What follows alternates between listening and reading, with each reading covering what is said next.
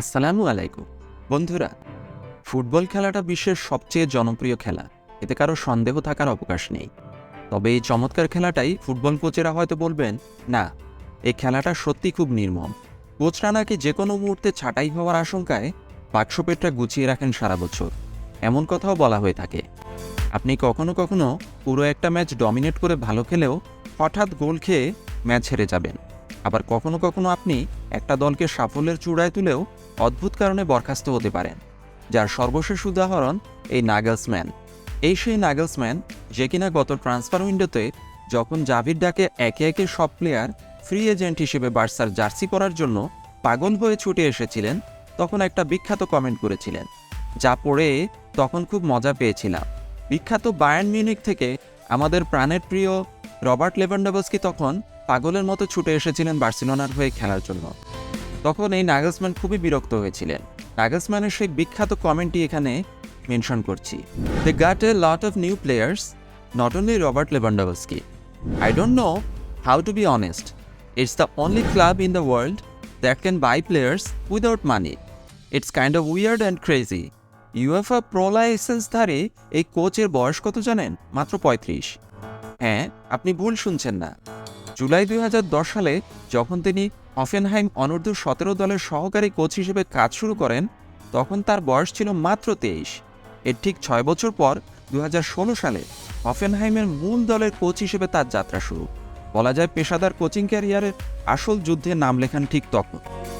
খেলোয়াড়ি জীবনে ছিলেন না কোনো নামকরা দলের খেলোয়াড়, অথচ এই অখ্যাত ভদ্রলোকই বায়ার্ন মিউনিখের মতো ক্লাবকে অসামান্য কিছু অর্জনের দ্বারপ্রান্তে নিয়ে গিয়েছিলেন। রেকর্ড বুক ঘাটাঘাটি করে দেখলাম ১৯৫০-৫১ সিজনে মিস্টার রিচার্ড স্নেইডারের মাত্র ৩১ বছর ৬ মাস বয়সে বুন্দেসলিগা জিতিয়েছিলেন ক্লাব ম্যানেজার হিসেবে এফসি কাইজারস্লাটার্ন নামের এক অখ্যাত ক্লাবকে। তিনিই সর্বকনিষ্ঠ কোচ যিনি কিনা বুন্দেসলিগা জিতেছিলেন। এরপরে নাগেলসম্যানই দ্বিতীয় সর্বকনিষ্ঠ কোচ যিনি কিনা বুন্দেসলিগা জিতেছেন মাত্র ৩৪ বছর ১১ মাস বয়সে ২০২০-২১ সিজনে বায়ার্ন মিউনিখের হয়ে, যারা কিনা ২০১২-১৩ সাল থেকেই এই বুন্দেসলিগাকে নিজেদের পৈতৃক সম্পত্তি হিসেবে প্রায় ভোগ দখল করছে বলা যায়। এতক্ষণ নাগেলসম্যান চিত্রনাট্যের ড্রেস রিহার্সাল ছিল। এবার ফিরে আসি সেই শুরুর কথায়, ফুটবল কোচদের হট সিটের অনিশ্চয়তা নিয়ে। সাফল্য পেলেও তারা বলতে পারবেন না ঠিক কতদিন থাকবেন। অবশ্যই কিছু ব্যতিক্রম আছেই।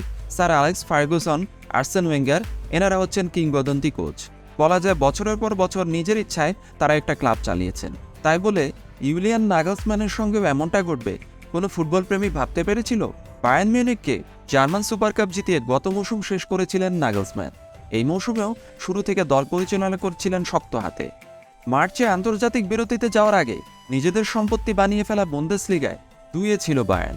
তবে শীর্ষে থাকা বরুসিয়া ডর্টমুন্ডের সঙ্গে ব্যবধান ছিল মাত্র ১ পয়েন্টের। জার্মান কাপে উঠে গিয়েছিল কোয়ার্টার ফাইনালে। আর চ্যাম্পিয়ন্স লিগের রেকর্ডটা তো আরও ঈর্ষণীয়। ৮ ম্যাচের সবকটি জিতে বাভারিয়ানরা উঠেছিল শেষ ৮-এ। এই স্বপ্নযাত্রায় দলটি ২-২বার করে হারিয়েছিল বার্সেলোনা, ইন্টার মিলান, পিএসজির মতো পরাশক্তিদের। নাগেলসম্যানের অধীনে সব মিলিয়ে এই মৌসুমে ৩৭ ম্যাচে মাত্র ৩টিতে হেরেছিল বায়ার্ন। গোল পাচ্ছিল মুড়ি মুরগির মতো, ১১২টি গোল পেয়েছিল, মানে ম্যাচ প্রতি অ্যাভারেজ ৩টির বেশি করে গোল। অথচ বলা নেই কওয়া নেই, সাফল্যের চূড়ায় থাকায় এই নাগেলসম্যানকে হুট করে বরখাস্ত করে দেয় ক্লাব কর্তৃপক্ষ। তার জায়গায় কোচ হিসেবে নিয়ে আসে আরেক বিখ্যাত থমাস টুখেলকে, যিনি কিনা ডাগআউটে বসে মুখ ভেঙচিয়ে শুধুমাত্র হাত পা ছোড়াছুড়ি করেন। একবার তাকে দেখেছিলাম ভাঙা পা নিয়ে একটা ওয়াটার কন্টেনারের উপর বসে বসে ম্যাচ পরিচালনা করছেন। শুরুতে ইউরোপীয় সংবাদ মাধ্যমগুলো দাবি করেছিল কোচিংয়ে কোনো ত্রুটির কারণে নয়, বরং সাংবাদিক প্রেমিকা লেনা ভুর্জেনবার্গারের মাধ্যমে বায়ার্নের অন্দরমহলের খবর বাইরে ছড়ানো আর শিষ্যদের সঙ্গে বনিবনা না হওয়ায় চাকরি হারাতে হয়েছে নাগেলসম্যান। তবে বায়ার্নের ক্রীড়া পরিচালক হাসান সালিহামজিদ জানান, নাগেলসম্যানের কাজে ক্লাব কর্তৃপক্ষ সন্তুষ্ট ছিল না বলেই ছাঁটাই করা হয়েছে। তার জায়গায় সম্ভাব্য সেরা কোচকেই বেছে নিয়েছেন তারা। অথচ এই নাগেলসম্যানের ফলাফল দেখুন। আবার শোনা গিয়েছিল শিষ্যদের সঙ্গে তার সম্পর্কটাও নাকি ভালো যাচ্ছিল না। তো এই সব কিছু মিলিয়েই তাকে ছাঁটাই করা হয়। কিন্তু এখন পুরো উল্টো চিত্র। আরও ভালোর আশায় নাগেলসম্যানকে বিদায় করে দিয়ে যে থমাস টুখেলকে এনেছিল বায়ার্ন, তার অধীনে আরও খারাপ করছে বায়ার্ন মিউনিখ। জার্মান চ্যাম্পিয়নরা এখন যেন এক মুকুটহীন সম্রাট। এই মৌসুমে নাগেলসম্যানের অধীনে যেখানে ৩৭ ম্যাচে মাত্র ৩টিতে হেরেছিল বায়ার্ন, সেখানে টুখেলের অধীনে 7 ম্যাচের মধ্যে হেরে গেছে 3টিতে। ম্যাচ প্রতি গোল সংখ্যা মাত্র 1.28। বায়ার্ন সমর্থকদের জন্য এর চেয়েও অস্বস্তির ব্যাপার হয়ে দাঁড়িয়েছে টুখেলের কোচিংয়ে এক বুন্দেসলিগা বাদে বাকি সব প্রতিযোগিতা থেকে তল্পিতল্পা গুটিয়ে বিদায় নিয়েছে বায়ার্ন মিউনিখ। টুখেলের কোচিংয়ে ফ্রাইবুর্গের কাছে হেরে জার্মান কাপ থেকে বিদায় নিয়েছে।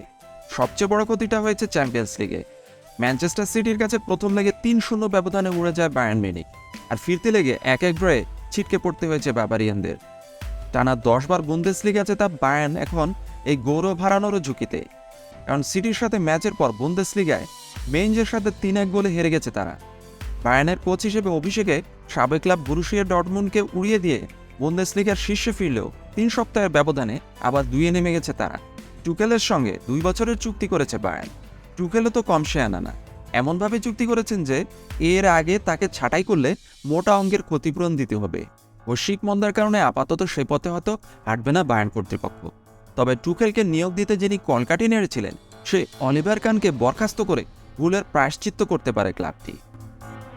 সামান্য তুচ্ছ কারণে একটা প্রফেশনাল ক্লাব যখন নাগেলসম্যানের মতো সোনার ডিম পাড়া হাঁসকে ছুঁড়ে ফেলে দেয়, তখন টুকেলের মতো কোচও যে রক্ষা করতে পারে না, বায়ার্ন রূপকথা যেন তার এক বিরাট উদাহরণ হতে যাচ্ছে। একজন প্রেমিকা যখন জার্মানির বিখ্যাত পত্রিকা বিল্ডের সাংবাদিক, তখন শুধুমাত্র এই কারণে আপনি একটা কোচকে ছাঁটাই করতে পারেন না। 2020 সালে চ্যাম্পিয়ন্স লিগে বার্সেলোনার বুকে 8-2 গোলের যে ক্ষত বায়ার্ন মিউনিখ এগেছিল, সে বায়ার্ন মিউনিখের এমন ভরাডুবি দেখে মনে এক ধরনের শান্তি পাচ্ছি। দেখা যাক এই সিজনে বায়ার্নের আর কোথায় কোথায় ভরাডুবি ঘটে।